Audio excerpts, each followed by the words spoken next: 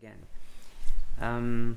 Now we are in this part, the application of new quizzes for Canvas. You're probably wondering, why do we need to utilize this if we are familiar with the previous one, the classic quiz? Well, there is this announcement from Canvas that in 2024 they will be removing the classic quiz for Canvas, meaning it will be obsolete. We can no longer use the classic quiz. That's why we need to be familiar with the new quiz function of Canvas. In terms of the utilization of that, they are kind of the same. Classic quiz and new quiz are just kind of the same. It just happens that there are new updates for the new quiz. For example, there are reports. It's more user friendly and it's easy to organize and even modify the setting of the new quiz. So it's best, or it's worth exploring to understand and learn this new quiz, because at the end of the day it will be us, the instructor, who will benefit from this update. Let's try working out this new quiz. So essentially, if you are already in the home page of your Canvas, in this case it's the module part of the Canvas, you can simply go to the left side of the tabs, this one, the local tab, and then just click quizzes. So once you click quizzes, you will be directed in this part, and then you can simply click this plus quiz to create a new quiz. And then for the first time, if you will be using the first this new quiz the first time, then you are asked if which one you would like to generate.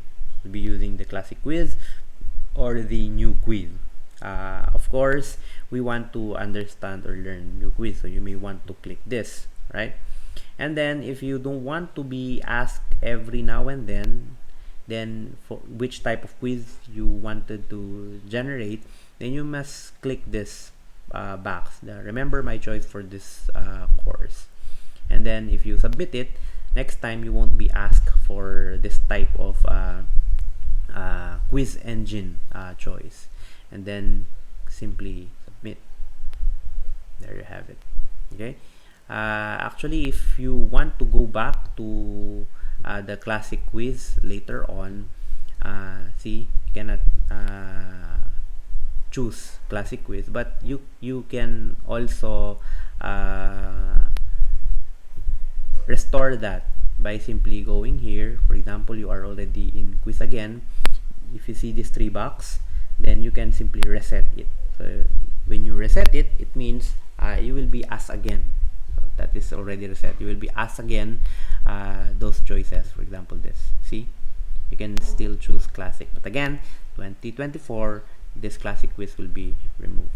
So going back to create assign quiz, so you are already in the general view of this quiz. So normally this part is just to show you what the general view of that particular quiz. So for example, this is quiz 1. I normally write the term, so for example, midterms and then quiz 1, because once you check it at the end of the semester, it will be harder for you to differentiate quiz 1 from midterms and quiz 1 from finals. In my case, probably you have a workaround on that particular part, but for me, I normally write midterms and then quiz 1, so it will be differentiated from finals quiz 1. Okay. And then points, you can change this to 5, 10, 15, 20, depending on how many items or points you may want to put on your particular quiz. I normally leave this as it is, this assignment group. I display them as points. You can display them as percentage, complete or incomplete, letter grade, GPA scale, but points are kind of better for me because the student can gauge how much exactly points he or she got from that particular quiz. Assigned I may want to assign it to everyone or particular students, due date, available from or until. And then click save.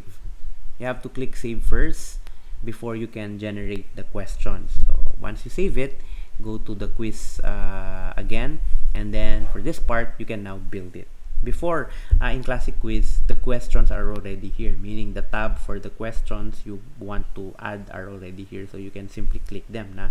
But here there is a build portion, so you just click build, and then you will be directed to the part where you can now build the questions. You can simply write first instructions, so you can add instructions here. For example, you can write answer the following questions, and then you can write notes here. Note, for example, this is a 10 minutes quiz, 1 point each question. It's depending on you on how do you want to write the instruction for that particular quiz. For example, you also want to write that they need to answer this before answering the next quiz. It's up to you. And then once you are done with the instruction, then simply click done. Now if you want to put now the questions, you can simply click this part, the plus sign here. So just click plus sign, and then you choose whichever type of quiz you may want to choose on your particular quiz. For example, for number 1, you may want to do a multiple choice, so just click multiple choice here.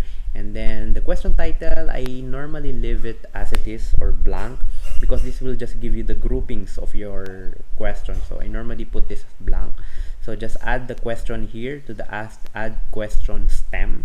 So this is the part where you need to add you need to write your question. For example, question number 1, what day is today? Something like that. And then you will given choices here in which you are asked to write the answers. For example, what day is today? Today should be Friday, for example, Friday. And then choice number 2, let's write Monday. Choice 3, Tuesday. And then choice 4, Wednesday. That's it. So normally as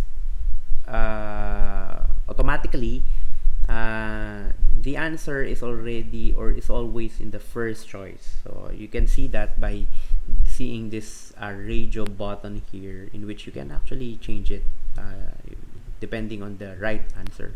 But normally it's already positioned in the first choice. So I normally leave it as it is because I normally put the answer to the first one. This is first answer. So you can change it by using this one. But mentally I want it to become automatic that the first choice is the first answer. If you're wondering if that will put problem in your quiz because answers are always the first choice or letter A, so you can also choose later on in the settings in which you can shuffle the choices. So even though it's already in automatically by default in the first choice, you can shuffle them later on. Okay, so once done, you can if you want to put more choices, you can simply click this plus sign and that will generate you another choice. So let's put here Saturday, for example. And then options here, you may want to align to outcomes. If you've done a particular outcomes, for example, you want to align your quizzes to a particular outcome, which that will essentially give you mastery of the students, then you may want to do that. Or if you want to add that particular question to the item banks, then you can do that. So the points here is because this is 10 points, so 1 points each per item, so 10 items, 10 points, but you can edit it here. So if you want 2 or 5, depending on the how much weight you may want to put on your particular question. And once you're done, then just click done. So you already have number 1 question for your quiz number 1. And then of course number 2, just click plus sign here again, and then you can try different type of quiz. So for example, true or false, you can write here. So I always leave question title blank. So for this, for example, Sir Lance is handsome. It's not working. Okay, Sir Lance is handsome. Of course, that is true, right? That's the correct answer. So you can do that, and then just click done. And then you can write 10 items for this. And the cool part of this new quiz is that your questions are also tabulated here. So for example, you're doing an exam, and that exam is worth 50 items. So it will be harder for you to scroll down to question number 35 if you want to edit it or you want to change it. But here, you can simply edit them by, you can easily see them or observe them because they are compact as numbers here. So that's one way on doing that. And once you're done completing your questions here, then you can now go to settings. You just click the upper portion here, settings. This is the one of the cool thing about the new quiz for this Canvas is that you can shuffle questions. In classic quizzes, you cannot do that. You can simply shuffle answers but not questions. But here, you can shuffle questions. So that's a cool way or cool reason why we need to shift to new quizzes. You know? So if you shuffle questions, that means question number 1 for student 1 is different from the question number 1 of student 2, 3, 4, etc. So it's best way to shuffle them. You can also shuffle answers, and then you can do one question at a time, in which for the screen of the student, just one question is viewable. You can allow them to backtrack, meaning if they're not confident or comfortable answering that particular question, they can proceed to the next, and they are allowed to visit that particular questions later on. But if you don't want to do that, you can simply uncheck it. But of course, you are kind enough, then please allow backtracking. Require a student access code for major exams. They are using this, so I think you're familiar with that. Time limit, of course, you need to put pressure on student by giving time limit. Filter IP address. This is beneficial if you ask the student or your class to take that exam in a particular, for example, particular room or particular lab, computer lab. So students that are not there are not allowed to take that particular quiz because you are basically screening that particular IP address. So this is beneficial if you don't want them to answer that particular quiz somewhere else. You can click this. Then if it is math, you can allow them to use calculator, allow multiple attempts depending on you, how many attempts you may want the student to answer, and then what score to keep. Is it the highest, the average, or the latest? And then restrict students result view. If you click this and then you leave this unchecked, then your students view results will be restricted. But if you want to edit this, meaning you want to show points awarded to them, you may want to click that, points possible, and then show items and question if you are confident that they have taken all the quiz as the class. So you may want to show this, but if you will still utilize that particular quiz with another class or another set of students, you may want to uncheck this. So that's the setting part, which allows us to give us more freedom in modifying and changing the settings of the quiz. And then another cool thing about this new quiz is this reports. And so this reports will give you, for example, item analysis. You are also, because this is assessment, meaning you are assessing the class participation for this particular quiz.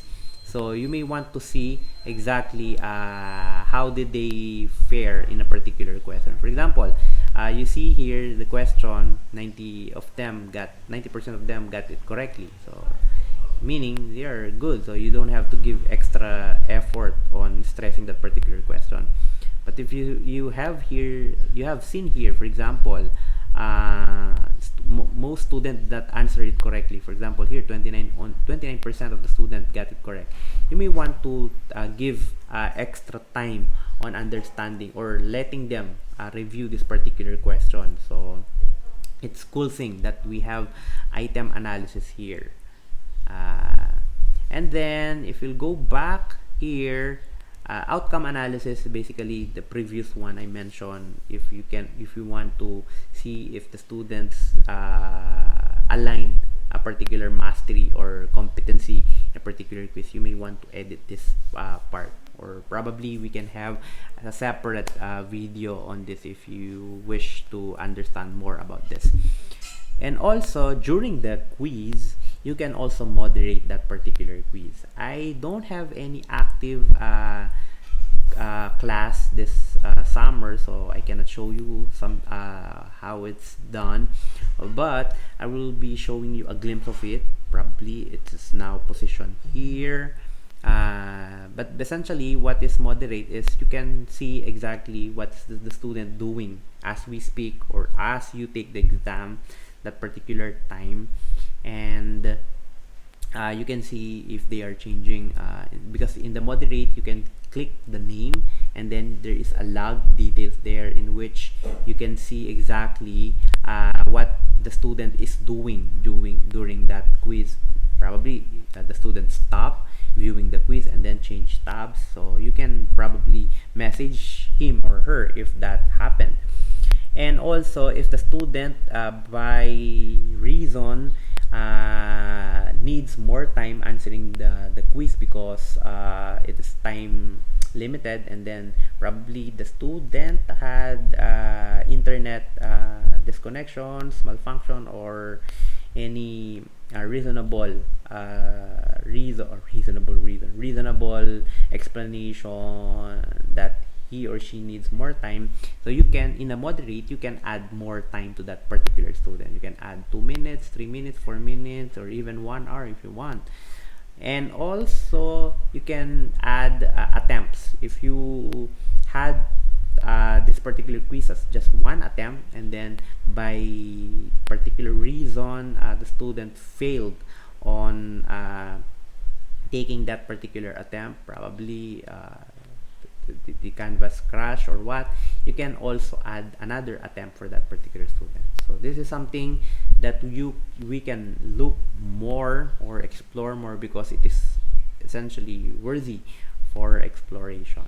So if you're done taking this, the build, settings, report, moderate, you can simply return, click check return here, and then you will be returned to that particular quiz, which is this.